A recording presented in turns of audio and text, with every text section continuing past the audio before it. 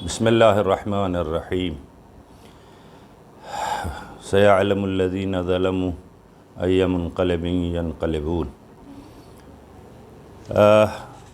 ظلم کرنے والے، ظلم برداشت کرنے والے اور ظلم کا ساتھ دینے والے اور ان کی ہمراہی کرنے والے، یہ سب ظالمین کی فہرست میں کاؤنٹ ہوتے ہیں۔ گزشتہ کچھ عرصے سے سوشل میڈیا اور دوسرے تمام میڈیا کے پلیٹ فارموں پر پہلے وسیم رضوی، جو رضوی گرچہ کے لگایا ہوا نام ہے، وسیم لعنتی ہے وہ، اس نے قرآن مجید اور پیغمبر گرامی حضرت محمد مصطفیٰ صلی اللہ علیہ وآلہ وسلم کی شان اقدس میں گستاخی کی۔ پورے ہندوستان نہیں بلکہ ساری دنیا کے تمام مسلمان بلا تفریق فرق سب نے اس پر لعنت کی اور سب نے اس کی مذمت کی، اور وہ قابل مذمت تھا، ہے اور رہے گا۔ اور تمام ہندوستان سے شیعہ برادری نے علی اعلان اس شخص کو مرتد قرار دیا بلا کسی اختلاف کے۔ تمام علماء تشیع نے اس کو مرتد قرار دیا اور یہ ایک اعلان کر دیا کہ وہ دائرہ اسلام سے خارج ہے، کیونکہ اس نے قرآن مجید کی توہین کیا ہے اور اس نے قرآن مجید سے کچھ نکالنے یا کچھ اضافہ کرنے کی کوشش کی۔ یعنی آپ اس جملے کو ذہن میں رکھیے کہ ہم وسیم پر لعنت اس لیے کر رہے ہیں کہ اس نے قرآن مجید سے کچھ نکالنے یعنی کچھ حذف کرنے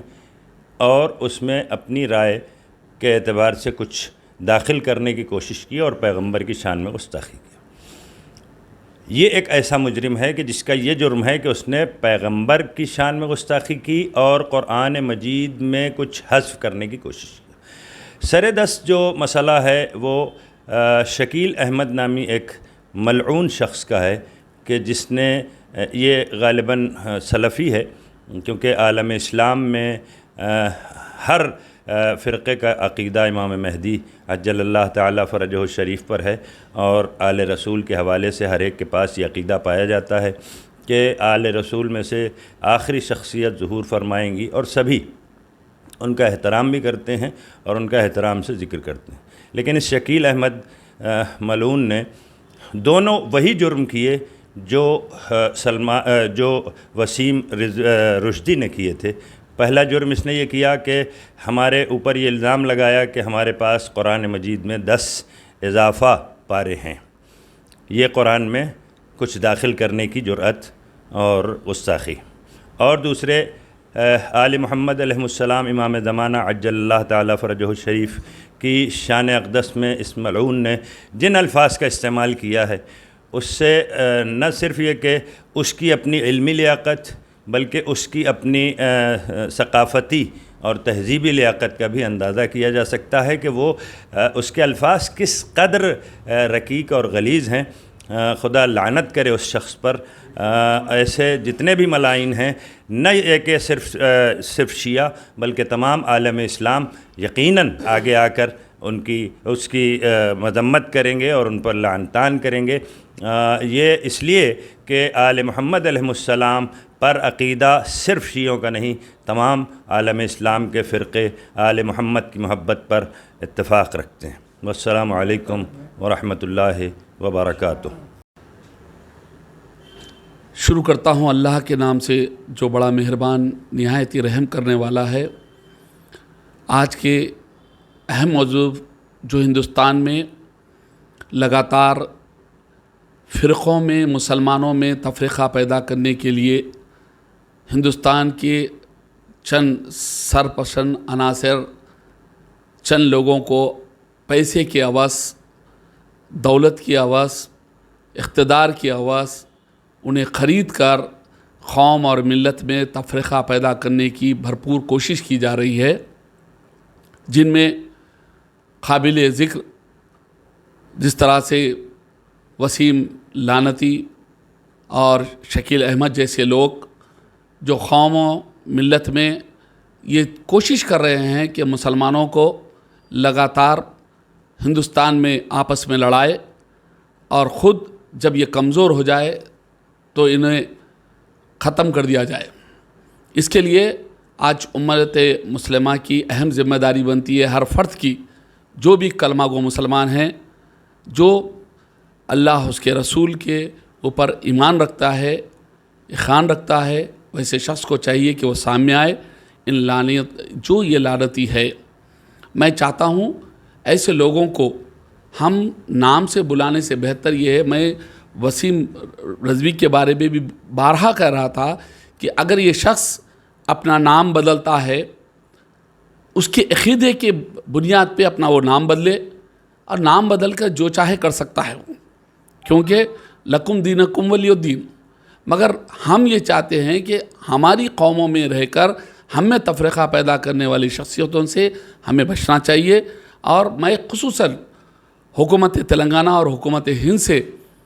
یہ اپیل کرتا ہوں کہ ایسے سرپسند عناصر کو، جو خاص طور پر ہندوستان کی سرکار، اور خصوصاً اگر اس میں ضرورت پڑی تو ہم کورٹ کا سہارا لیں گے، ہائی کورٹ اور سپریم کورٹ کا سہارا لیں گے، اور ایسی شخصیتوں کو کیفے کردار تک پہنچائیں گے۔ اور ہمارا مقصد یہ ہے کہ قوم اور ملت سے اگر کوئی ہم میں تفرقہ ڈالنے کی کوشش کرتا ہے تو ہمیں صحیح طریقے سے جائزہ لے کہ ہمارا کون اور پرایا کون ہے۔ جس طرح سے خاص طور پر ظلم جو کیا جا رہا ہے وہ سرکار دو عالم اور ان کے آل پر ظلم کیا رہنے کی کوشش کی جا رہی ہے۔ اللہ اس کے قانون کو تباہ اور برباد کرنے کی کوشش کر رہے ہیں، جو ناممکن ہے۔ جس قرآن کی حفاظت اللہ خود اپنے ذمے لیا ہے، اس میں کوئی بدل نہیں کر سکتا۔ یہ ہمارا ایمان اخان ہے۔ اور ساتھ ساتھ وسیم رضوی جیسے لوگ ہو، چاہے یہ شکیل احمد جیسے لوگ ہو، ہمیں ان لوگوں سے بچنا چاہیے، اور ان کے خلاف مہم چلاتے وقت خاص طور پہ میں حال ہی میں ہم کل خاص طور پہ کمشنر پولیس سے اس بارے میں رجوع ہو رہے ہیں،